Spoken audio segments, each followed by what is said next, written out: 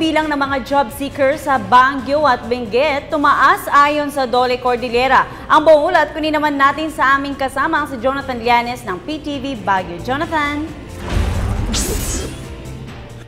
Umabot na mahigit kumulang sa 80% ang naitalang pagtaas sa bilang ng mga hired on the spot na mga aplikante sa isinagawang job fair para sa Baguio at Benguet sa araw ng paggawa.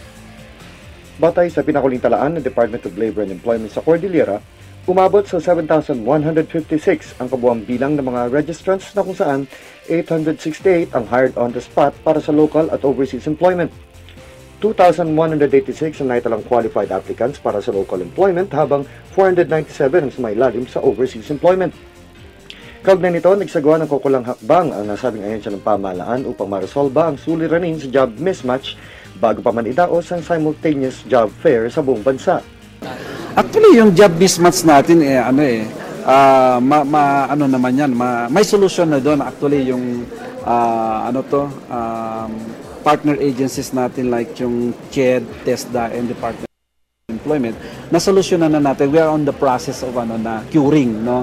Kasi ang kwan natin doon sa job mismatch kasi, skills mismatch natin dyan, mag-a-apply siya, mataas nga yung graduate niya, pero papasok doon sa hindi niya, kumbaga, wala sa linya or else kakaiba yung yung trabaho niya, hindi niya na-apply yung mismo na competency niya.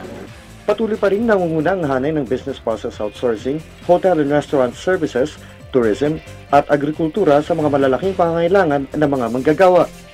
Sa local yung sinabi ko kanina, yung papunta doon sa call center, yung sa may mga teaching positions din sa school, sa private, tapos office work, hotel and restaurants, tourism. Ayan, agriculture.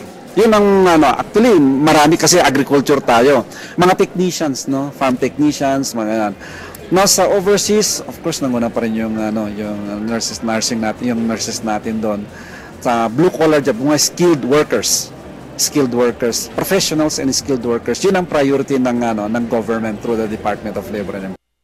Sa taong ito, 22 lokal na kumpanya, 17 overseas employers at 4 na ahensya ng pamahalaan ang nabigay ng pagkakataon sa mga job seekers na makapasok sa kanilang organisasyon. Mula sa lungsod ng Baguio para sa Telebisyon ng Bayan, Jonathan Llanes.